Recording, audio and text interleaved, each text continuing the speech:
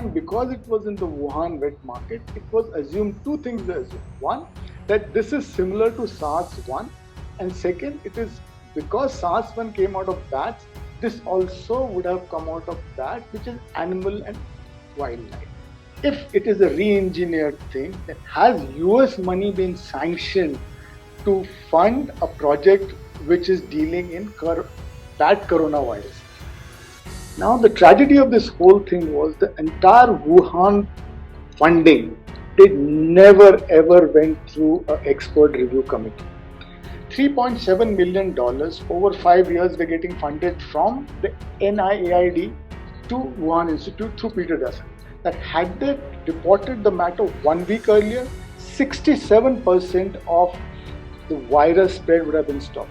Had they reacted 2 weeks earlier, 85% would have been stopped. Had they 3 weeks earlier, 97% of the virus. It is an accident. So it was not intended. It was just probably a routine database going up and down. It was not intended. Probably for a future use. But having now got it, China is capable of making a program for the future. Jai Hind and welcome to Dev Talks. The pandemic, the virus, these are words that we hear so often today. They have actually become a part of our lives. The origin of this pandemic is known to all of us, I believe, within our hearts. Proving that is another matter altogether. Even if the world tries to do it, it's going to be an uphill task. There's a lot that has come out in the past couple of months that relates to this particular event in 2019 and early 2020. What seems to be a conspiracy theory to many at that time and was dismissed as propaganda, the lab leak has now come out to be the main focus area for this investigation, at least for a large part of the world.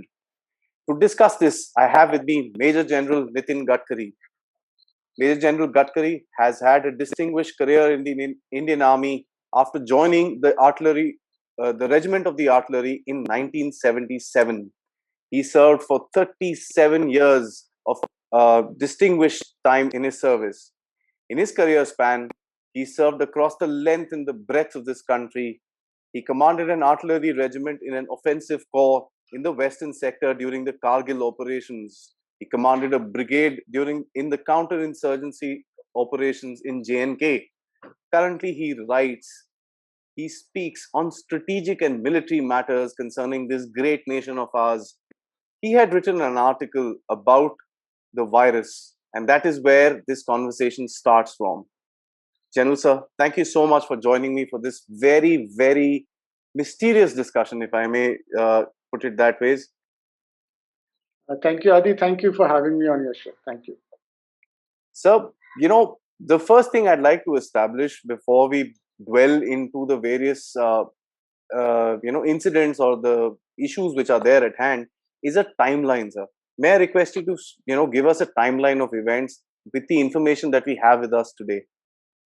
Thank you, Aadi, once again. Aadi, to start with, this is a little different topic from what probably you've been covering earlier, and this is also a topic which is very, very mysterious, as you say. So the timelines, obviously, there are no simple timelines as you can define. There are two timelines. One which is known to the public and which I will be giving out, and there is a hidden timeline, which is the part of the mystery or the secrecy. But before you understand the timeline, you have to understand what is the controversy all about. So the controversy all about, and I'll then get on to the timeline. The controversy all about is that there are two opinions as to how did the pandemic originate from. And the first opinion is that it's a nature made from wildlife, hopped from animals and species to species. And the second opinion is that it is a man-made, lab created. Now, it is between these two varying opinions that the timelines, fall. So I will, give out the basic timeline is To start with, somewhere around end of December, in fact, the recorded date is 31st December by WHO, when they recorded the first kind of signs of pandemic coming out of, it was not a pandemic then, infectious disease coming out of Wuhan. And they were they were informed about it through their sources in China, in Wuhan. In WHO also has an office in Wuhan. From 31st, 31st or 30th of December till 22nd of January, WHO was trying to establish, but nothing came about. It was only on the 20th of January that China admitted that there is something happening in Wuhan, an infectious disease which is likely to be transmissible from human to human, which is an epidemic, which is an epidemic. So that is the second timeline, which is admission of China. Now, third coming is around 30th of January. It was around 30th of January that WHO recorded this and declared that there is a public health emergency likely to be coming up. Thereafter, the timeline spans into various things. What related to India? The, for India, the timeline starts somewhere in March when we ordered a lockdown. And before that, it was somewhere around 16th of March that the first case of COVID got reported in Kerala. Ultimately, around about middle of March, it caught up with India. And somewhere around 24th of March, if I recollect correctly, the Prime Minister gave his famous speech of lockdown of 21 days. And thereafter, that lockdown continued for good about 2 months, 2.5, 3 months. It was uh, not before 30th of March, if I'm not wrong, that the WHO ultimately declared this as a pandemic. So there are repercussions to, when you say a disease is pandemic worldwide. So there are travel restrictions, there are restrictions to movement of people, there are restrictions to, the precautions that you take, the medical authorities. Coming to India, once the lockdown was announced, the lockdown got lifted somewhere around July.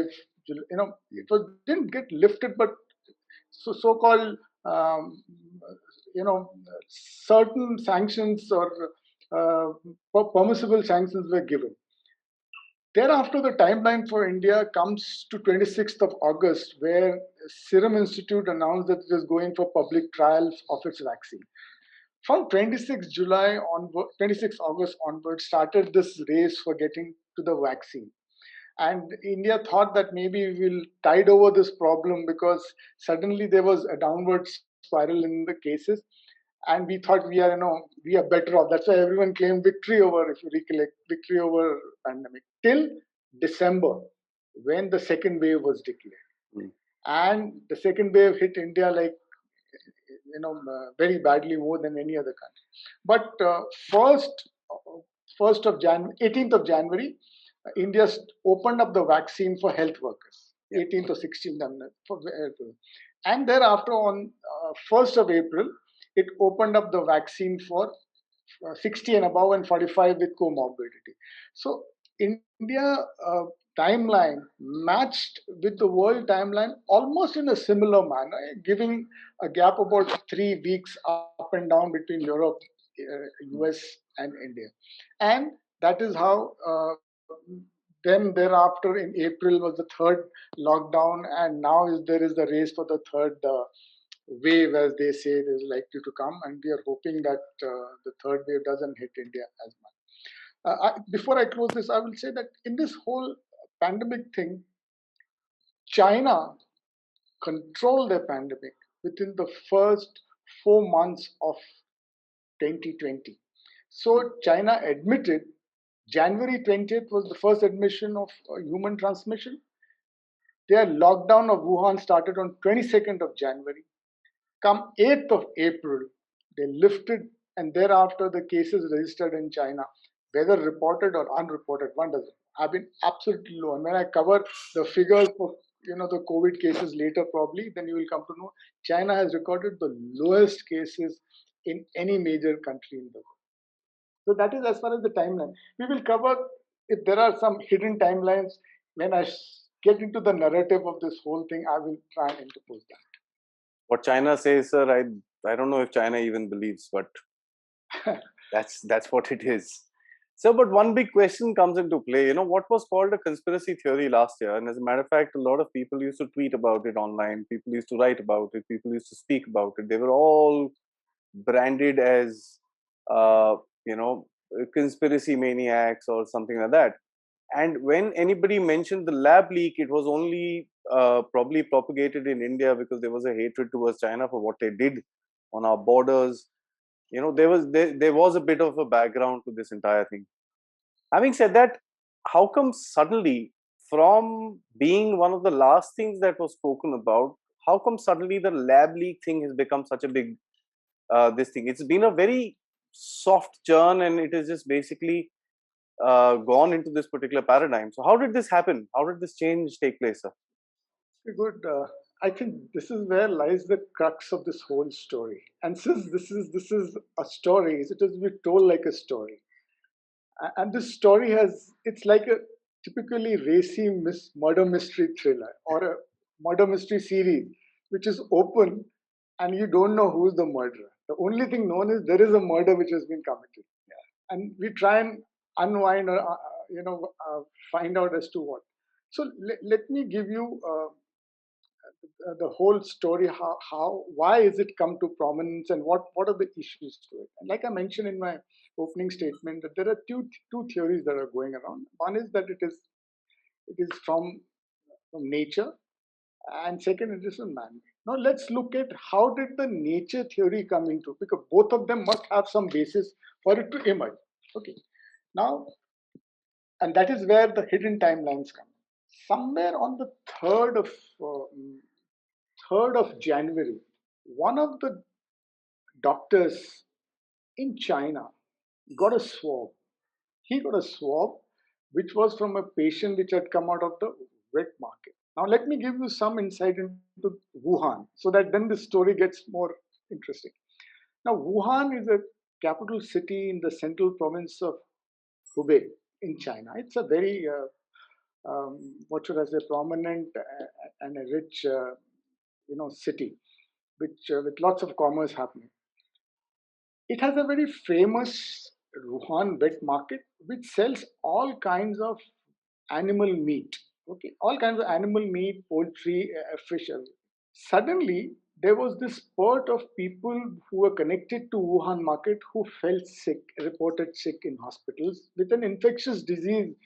The symptoms were mostly of high fever, throat, respiratory problems, and nobody knew anything.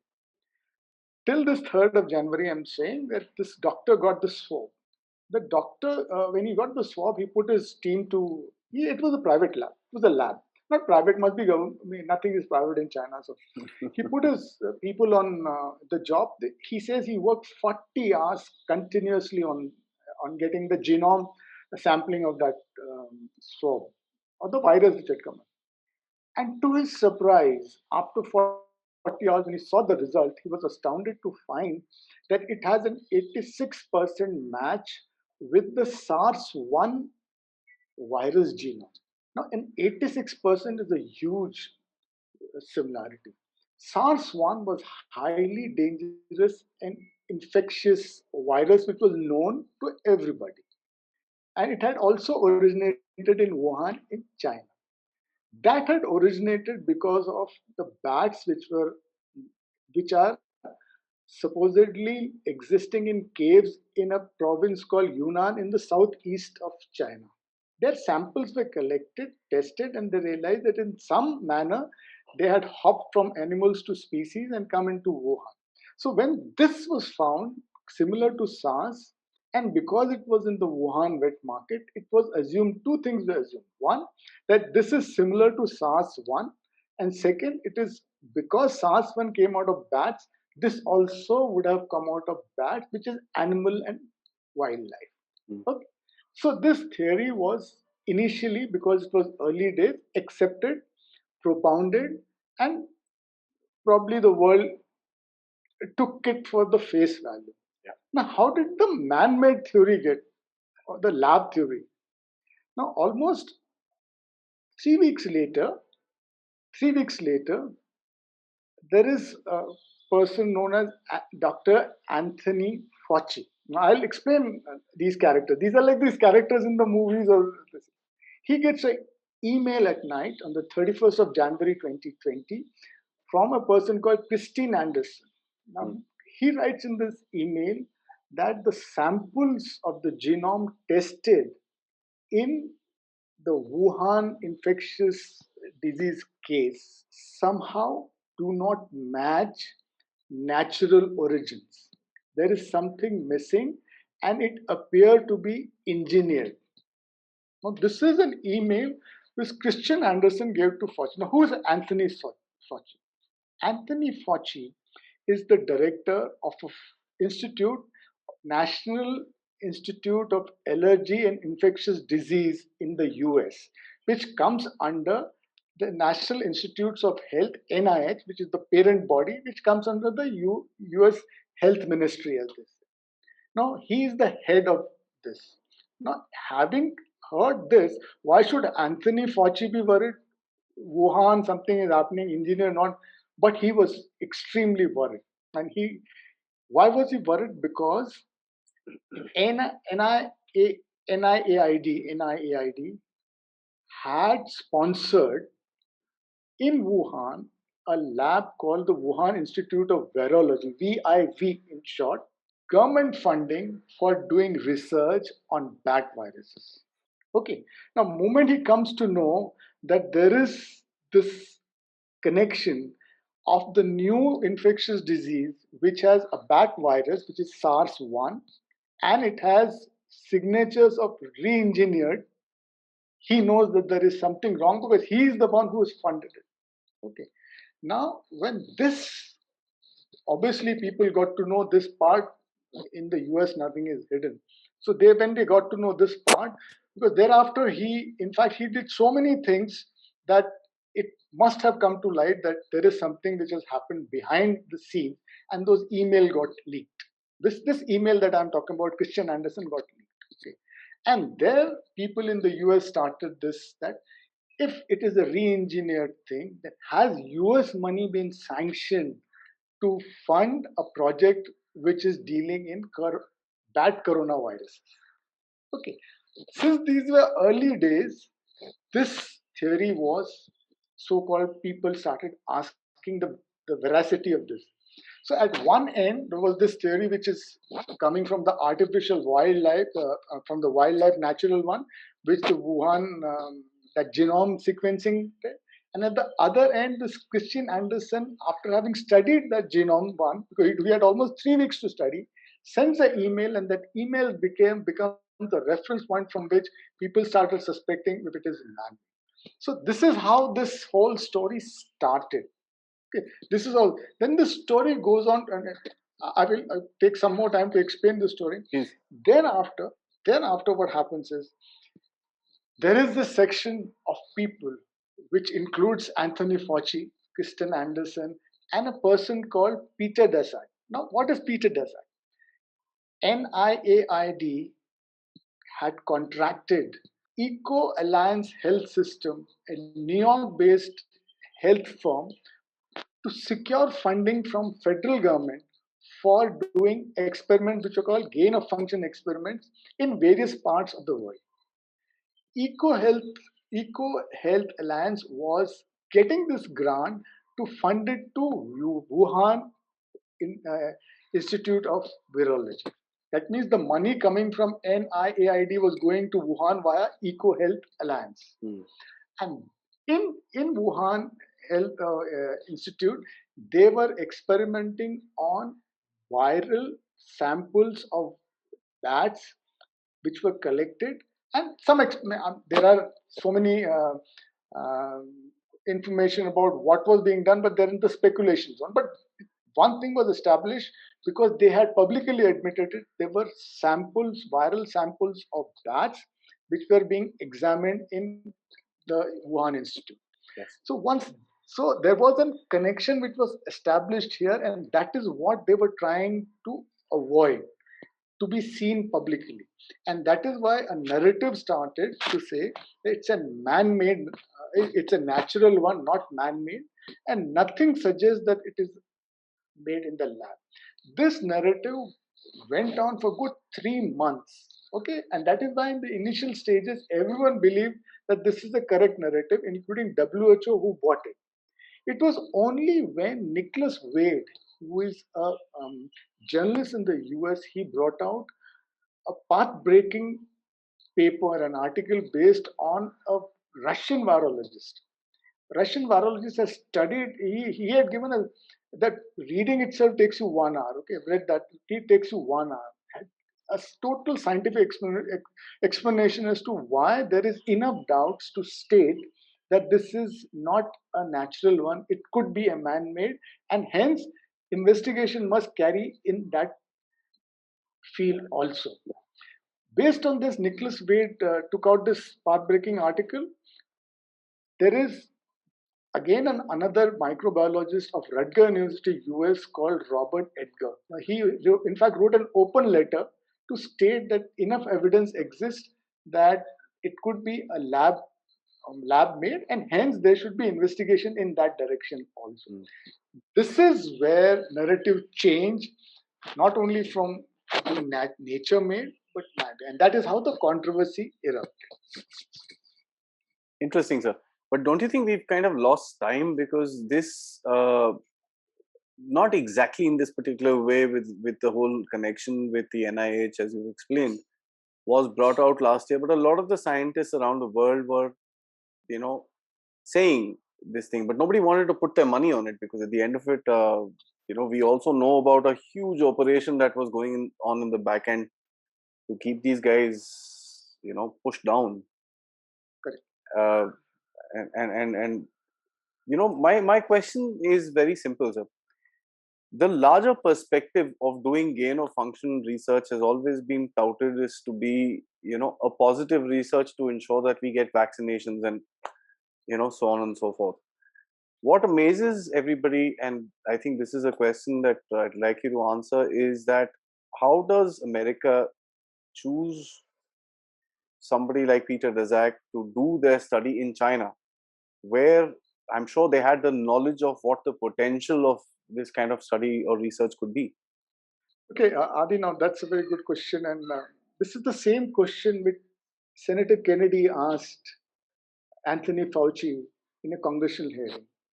What was the need for US to fund a project in China? Okay, I'll get to that a little later, but I'll get to this gain of function thing. Now, the interesting part about the story that I told you first is that while funding was going from the US, from NIAID, through Peter Dazak to the Virology Institute, it was actually going for a gain of function research. Now, what is a gain of function research? A gain of function research is a research which you carry out on a known human pathogen or virus. You increase its effectiveness, so make it more infectious, so as to study what is the worst form it will take. And then they argue that based on that, you create an antidote, a vaccine that is, and that vaccine then is available well in time for people to be injected should that pathogen develop in that manner. This was the basics idea of gain of functions experiment. They have been carried out all over.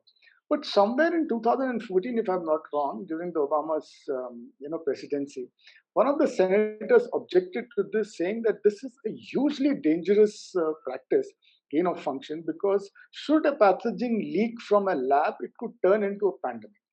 Okay, and that so probably they must have argued, and they decided, yes, there is a fair amount of danger in this. So they put a ban on gain of function research.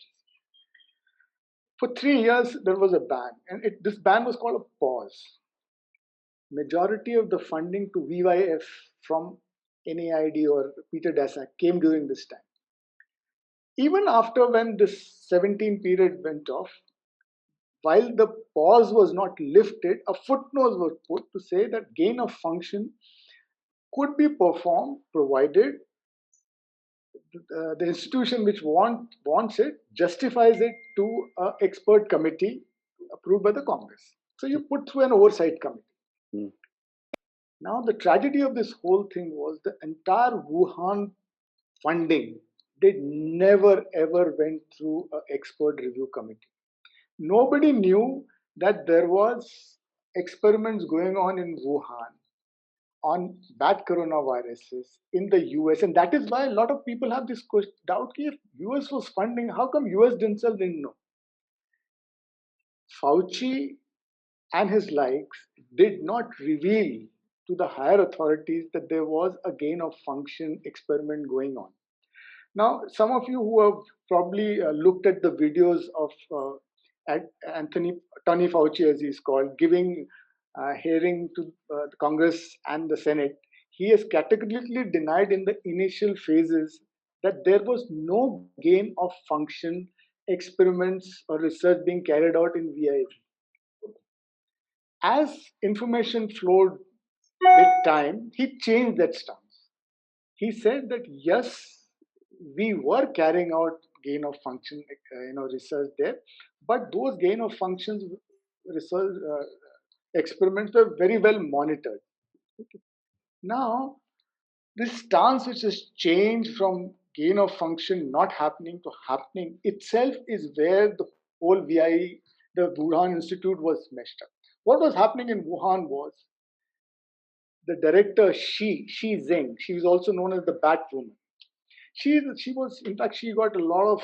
She's the one who cracked the SARS-1 virus. She had collected a lot of these samples of bat feces from the Yunnan caves, and they were experimenting the spike proteins of these bat viruses on, and I'm getting into technical terms, on a SARS virus backbone, mixing it together and experimenting on human cells which are manufactured in made in the lab, and humanized mice, or mice which have been injected with human cells. So this is the scientific. This was going on, and this was publicly admitted by them. Okay. Now, when you have a bad experiment, virus experiment going on in that, and the genome of the virus which has come out is similar to the one which was existing before, the straight away the first doubt comes: is this the one? Is this the one? Absolutely. All along, China and people like Peter Dazak. Now, Peter Dazak has huge stake in this because $3.7 million over 5 years were getting funded from the NIAID to Wuhan Institute through Peter Dazak. So he had huge stake in or culpability if this had come out. So he was, in fact, all along stating that this is a natural phenomena and not a lab made.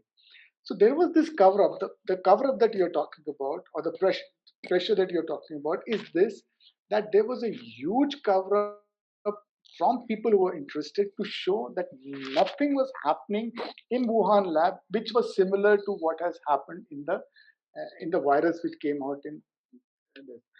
Unfortunately, WHO also bought this. And WHO also went along with this whole idea to say that it is nature made and no man made interference was ever seen, detected. And I will cover the WHO part also here itself. WHO asked China to allow them to send a team to Wuhan, which China took 8 months to grant permission. Correct. And ultimately, when that team went, that team was led by another team of 17 Chinese scientists. There were 17 WHO scientists, but they were led by 17 Chinese scientists who were conducting them all around. And they did not even, as they say, I'm told, I read by the report, they did not even visit the insides of the Wuhan lab where this experiment was taken. So this is where the whole story got more and more, Interesting. I think the main, couple of things that you've mentioned. One is about Peter Dazak and the entire story of Tony Fauci and all these guys won't want this entire thing to come out. You also mentioned about Kristen Anderson. I wonder, if a lot of our viewers would know the fact that post this email leak, Kristen Anderson came out and, tried to dissuade his entire theory on Twitter, and then he deleted his Twitter account and ran away. So that is quite a In fact, immediately 4 days later, he retracted his yeah, and he went to the other side. yeah. So the big question that comes out, a lot of people have a fear of the factor that what is happening around us? Is there any truth to anything that is being told to us? Because at the end of it, if you look at the devastation this virus has caused in terms of, my own industry, which is hospitality and tourism, we've gone back to the Stone Age. In brand simple words, the aviation has aircraft, but no people to fly in them. Hospitality and all have hotels and restaurants, and no people to dine in them or stay in them. It's become a very, very bad this thing. How do you think the world has looked at it? So see, we hear voices from the bigger countries only. We don't hear voices from the smaller countries. Do you think the world is kind of waiting for some sort of a insight to come in from the big investigation that the US has ordered, or a miracle where Chinese come out and say, yes, I did it? What do you think is the world waiting for? See, the WHO sent an expert team in on. I think they reached somewhere on 14th of January Yeah. 2021. Mm. On 9th of February, they did a public media conference where they publicly um, gave out their findings. Somewhere 1 month later, they came back and they published that finding into a paper, 120 page paper. 14 countries have represented against, in the sense they have voiced concern on the WHO findings of that Wuhan lab. And they have stated that WHO has not done justice to finding the origins of this. Now, why is the origin essential? And somewhere that gets connected to the origin is essential because two things. The origin would have actually led you to find a faster solution to the problem, an antidote, a vaccine. If you had known the genome sequencing, or if you had known how the virus was actually met. Now, let me fill in some gaps here.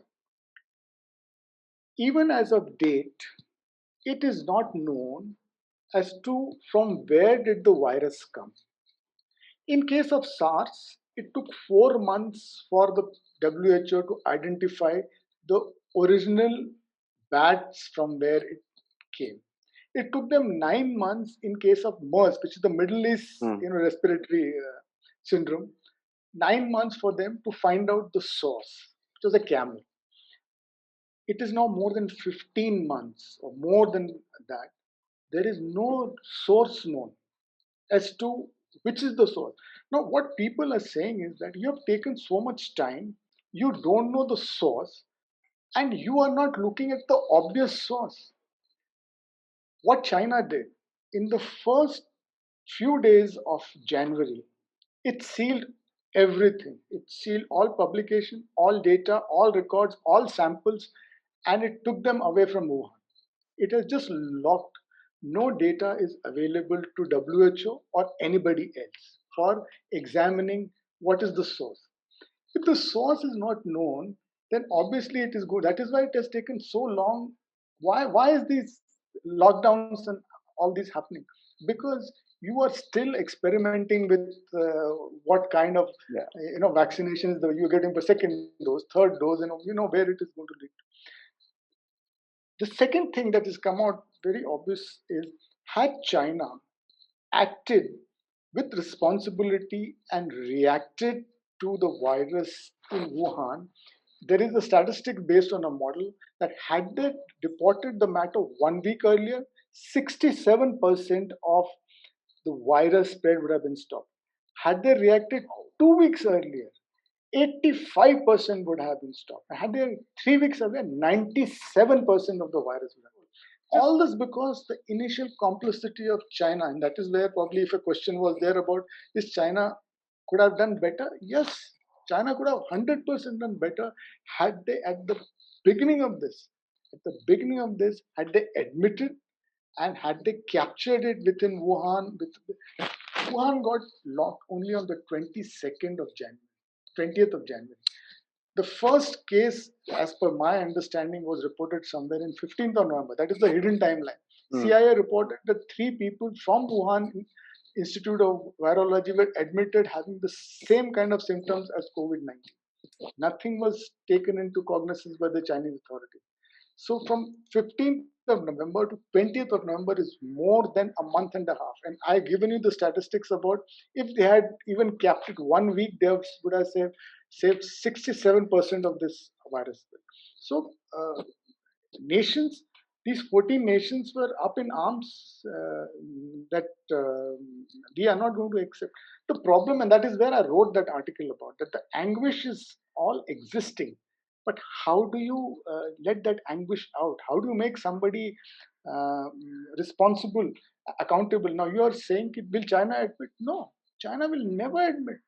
In fact, now no matter what WHO does, and that is where probably somewhere you mentioned that the demands for a new and fresh investigations by WHO have been met with stoic what you call silence and resistance, to say that China is now saying no more investigation into China, take investigation outside. In fact, China has now propagated a theory that since you haven't found anything in China, most probably this has come from outside China. So now look at sources out of China, like is the frozen food which is coming from the US. So now it is making US responsible and asking WHO to examine the US. So to expect that China would actually give in to any of these demands and show you what happened exactly, impossible. We have to probably live with this and accept this. Whether China will pay for this or not, only time will tell. My feeling is that as and when things get all right, which are not going to get all right in near future, in some way karma is applicable to nations as well as to people. Absolutely, sir. I agree with you. And one of the biggest things to support that this thing is that Chinese have not opened their country even now. Nobody can enter them unless and until you are certified by the government.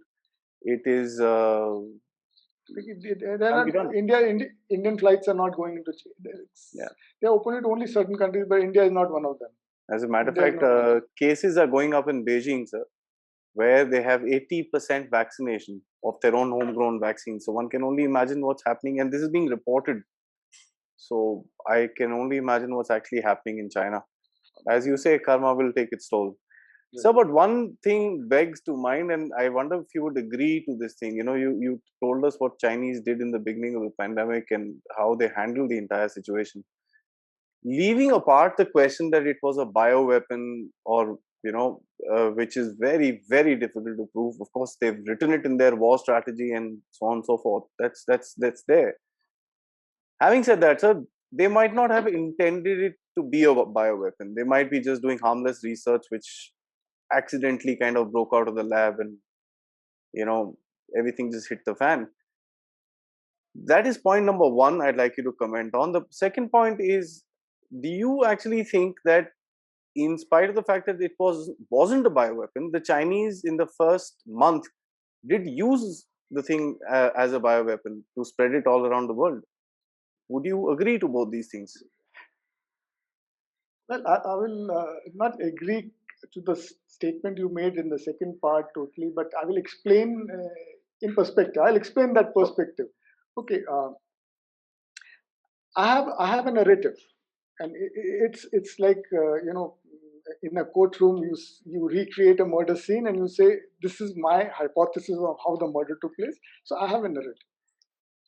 The narrative is that in China there has been this huge demand both from the government and from the military PLA to use biological weapons as part and parcel of their armory weapons. They have propagated it, they have written about it. In fact, day back, Unrestricted Warfare, those two colonels who wrote that, they have also mentioned it, openly advocated that China should have a new biological frontier in which bioweapons must become one of, what should I say, the cutting edges. And that is what he calls the RMA. The biological dominance in a new biological frontier is going to be the RMA of the future. And in that biological frontier, biological dominance, use of all these, including SARS, has been advocated in their books which have been published in China, which have been propagated by PLA. And if you recollect, and I recollect very distinctly, but I'm unable to get it, there was a WhatsApp that was roaming around. It's a huge WhatsApp which said that we are ashamed to see that China is teaching this in their classroom, which are all these things that I'm stating. Now, that WhatsApp came some time back, so that may be part and parcel of a teaching program which teaches you biological warfare, and so it may not be intended. But literature and will exist in China. Okay. Now, I'm giving you the hypothetical narrative which I'm trying to create myself. This existed in China. Nothing in China works without the connivance of the Chinese Communist Party. So Wuhan, which is their premier lab, by the way, Wuhan is one of their most premier labs because it has a biological safety levels of 4. They just opened this facility, although it was not to the best of likings of the US, and that is one of the observations which somewhere I can cover later. This, when it was created, there is a tacit understanding that you do whatever research, but that research will have to be shared. Okay. There was a moratorium on Wuhan to share the findings from the gain of function research that they were doing. But, and this was a question that Ted Kennedy asked at Anthony Fauci, that how do you know they did not share it? And Anthony Fauci had only one answer: I only know because I trust them. So he asked, "Do you think the Chinese would never lie to you?" And he had no questions, no answers to that. So there is a tacit understanding that existed that this whatever is happening is shared. Okay. Now somewhere in Wuhan, this experiment was going on, research on the SARS-2 virus, how to develop a better version of SARS-1, which was happening with the money provided by the gain of function funding, which is coming from the US, which is also going, the bits and pieces of its results are going to the PLA for the database. It's not that it's going into the database. Now, when, unfortunately for them, this thing came out that there is this problem in Wuhan, which is a, virus close to what they are doing. Whether it actually leaked or it didn't leak, presuming it leaked, the first people who would have been culpable is surely Wuhan lab, and secondly, the data that they were sharing with PLA, which there was a moratorium on. Yeah. Imagine what would have been the state of public opinion had this come out. So no sooner on 3rd of January, when this suspicion was somehow by the genome testing of the scientist or the doctor got confirmed, and somebody writes that China has the ability to do all this testing, and it is believed that China knows what is the origin. And the only reason why they have hidden it is the hypothesis that I'm trying to portray to you, is should they have done it and it world comes to know, they'll be held to pay for Xi Jinping. And then nothing can, there would be, as it is, China is, on a collision course with everybody, US, UK, Quad, Pacific, whatever you call it. So that is the reason why this Iron Curtain came suddenly in the first week of Jan itself. They didn't wait for anything. Imagine 3rd Jan, they did it. World did not know. You and I was in Singapore somewhere. The world did not even know. They took out all the samples, they took out all the data, they sealed all the labs. This is the hypothesis that I'm saying, that they knew at that point in time, most probably, that it could have come, and I'm using this word, could have come out of the lab, which was complicit to the agreement with the funders, that they would not share, and this is happening. And that is why all this, the secrecy, and now Chinese authorities are unwilling to allow and share anything. They have not shared anything that happened in the first weeks in Wuhan, first week of January. And I don't think there is a chance that we will ever come to. So this is the, now coming to the biological weapon.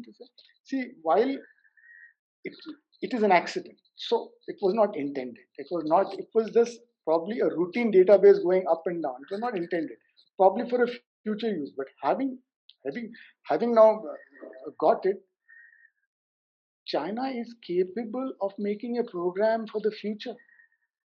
They are quite capable of doing it there. By the way, China has 12 officially government labs, 31 PLA official labs, which are dealing into bioweapons.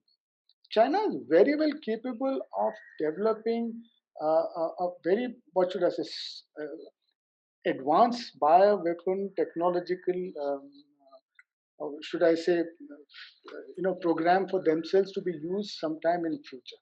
So you cannot deny the intent that they wanted to. Now, coming to your second part of the question, that did they use it? They did not use it, but the nature actually did use, and to that extent helped China. And that is where I get my figures what I was talking about. US had 3.16 crores. Okay, that means 600 million. India had 3.41 crores.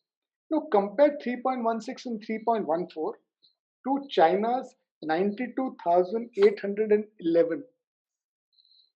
So whether China used it or not, by nature or by the divine nature, it went like this. Now, why did it happen?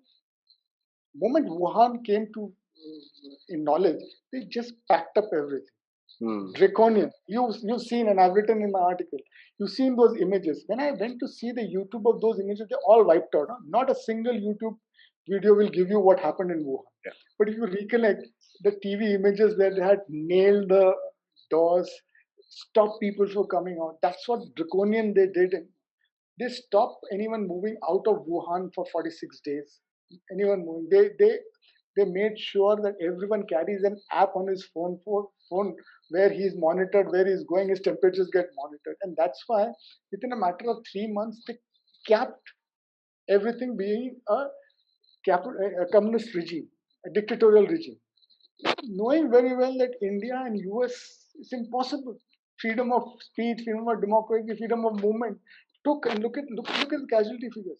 So whether you like it or not, but divine hand, actually it worked as a biological weapon for China.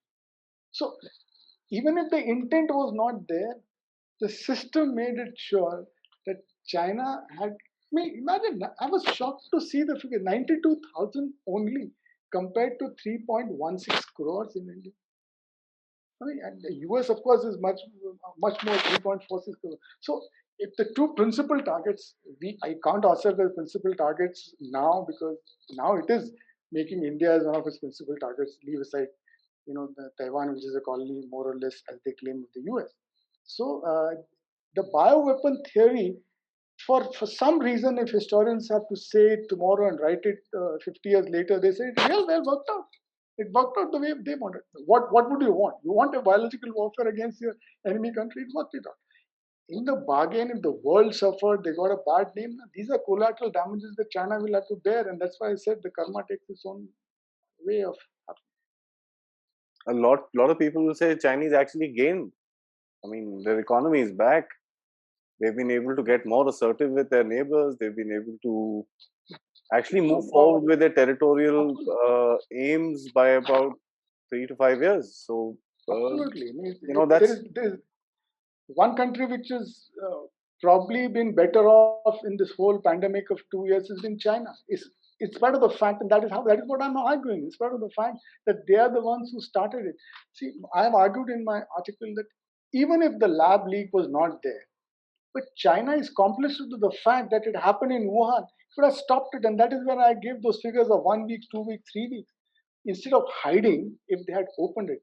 But then the hypothesis of hiding is very clear. That there was something behind the scene that was happening which would not have allowed them to, accept. They accepted only when they had covered their tracks. Either or, they were stuck. So they rather. So I think they picked the better of the two evils, because if they would have said yes, it happened with us, we were doing gain of function research, they would have. And look at this. The year is so critical. 2022. 2022 is where Xi Jinping comes in for his lifelong ambition to extend his general secretaryship. He wants to be the chairman next to his mom. There are so many ambitions that he has in store. There is a huge opposition to Xi Jinping within the Communist Party. So all this had it come opened up, Xi Jinping would have been the first casualty. And when you look at that's why it is very essential to understand the macro picture for this whole thing. That once you understand the macro picture of what is happening in China, then you realize that China actually had no choice but to just clamp down. Otherwise, Xi Jinping's, next year is going to be miserable. If you just thrown out, there's no way. And he has ambitions of going in for the next term, next 2 terms, and maybe even for life. Like he's president for life. He wants to be chairman for life. So one doesn't know. Of course, it's too premature even now to say that whether he'll become for life or not. But surely terms get extended because um, you would know better than I do that by now he should have announced a successor 1 year before they announced the successor. Absolutely, yes. They have not announced the successor, which is very, very clear that he doesn't want to name a successor. He wants to take another term, maybe 2 terms. In the next Congress that takes place, National Congress, that was going to be the first time. So it is linked. The whole thing is linked, and that is how this whole this conspiracy theory and there is a linkage to all this, and that is why we will never get to the bottom of this. We'll never get to the bottom of this. We have to just assume there are certain conjectures that we'll have to make. Chairman of everything, sir. That's what he calls himself, or the Chinese people call him. So my last question is going to be very, very simple. It's going to be a two-worded question. What next? We will have to live with, now that it has spread across, we'll have to live with coronavirus as a happening. The effect of coronavirus as the days go by is going to reduce, it's going to be less and less, but it will along its way take its own toll, and these figures that I'm mentioning are just temporary, they will increase. But sure, coming 2 years down the line, as history bears testimony to the fact that all pandemics wean away. They become part and parcel of your daily life. So people will start taking that as part and parcel of your daily life. And I feel it will take another 2 years before we really get back to anything that is normal. Because mutation is something that you cannot do. I know the virus has to get tired to get mutated. But every time it mutates, it loses some of its valency. So it is mutating. It's mutating. It comes into a new variant, but it's still not as powerful to reproduce as it was in the last. It will affect lesser number of people. So that is what is herd immunity all about. The word herd immunity comes from that only. That the virus loses its potency to slowly and slowly starts affecting less and less people, and people get herd immunity.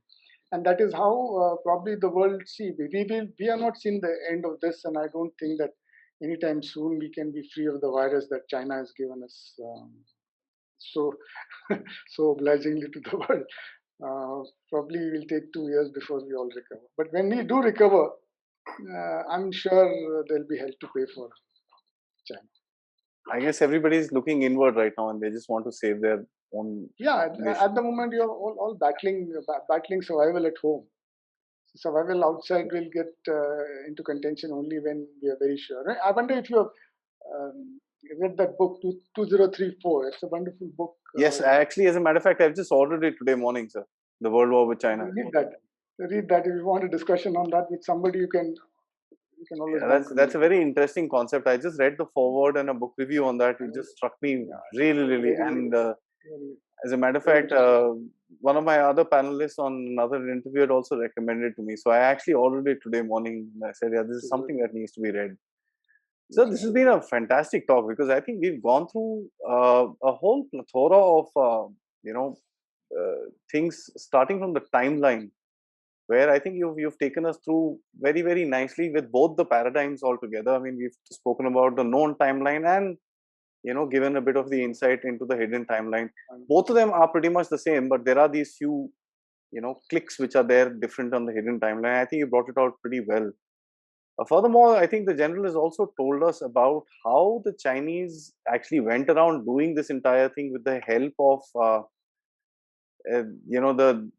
I would say the biggest suspects in the world today: Anthony Fauci, Peter Dazak, and all these other guys, Kristen Anderson, who are there. Of course, he was not directly involved with this entire thing, but his name has popped up multiple times. So he's told us the roles of all these people, what they've been able to do, how they actually handle this entire situation. I guess that's one of the biggest reasons that brings us into doubt or brings a question into mind with regards to this whole pandemic. In case their actions, especially outside China, weren't so suspicious, I don't think the whole lab theory would have gained as much as traction as it has today. And people like us who call it a lab leak or an accident for that matter would have been just brushed away as conspiracy theorists. But this discussion would be taken up as a very serious discussion because these factors have come out through Fauci's emails. Post which we've also spoken about what the virus is all about. And the last question, a very, very scary part that the general told us that it's going to be with us for a little bit. I think all of us know that in our hearts. Nobody wants to really believe that because we all wanted, I think all of us just want to go to sleep one day, the next day morning, just not hear about this. Because India, for that matter, has suffered quite a bit. A lot has been said with regards the timing of the second wave and this and that. I wonder if anybody is working on proving something like that. I won't want to get into that entire thing. But the idea of doing this entire discussion was to put in front a holistic picture with with all the dots joined. And I think the general has done a fantastic job in doing that. Thank you, sir. Would you like to close by saying something on this particular virus? I like to close by saying that what I have stated is what is available in the public domain, and what people are saying is it is not proof that it was a lab leak, but do not wish it away. Give adequate effort and investigation to find out, and basically even people in China are saying that irrespective, we need to get to the bottom of finding the origins. If it was not the lab, prove it and get done away. Go to the place where the origin was, so that next time we are better prepared. We have something to bank on to say, okay, last time it was there, maybe let's look at it again. If it is like it's like you're not giving it an end, an unknown story, next time if something happens, people will be far more confused. So what everyone is saying is, including the WHO, give adequate investigative resource to either seal this thought that it is a lab leak or it is not a lab leak, but confirm it one way or the other.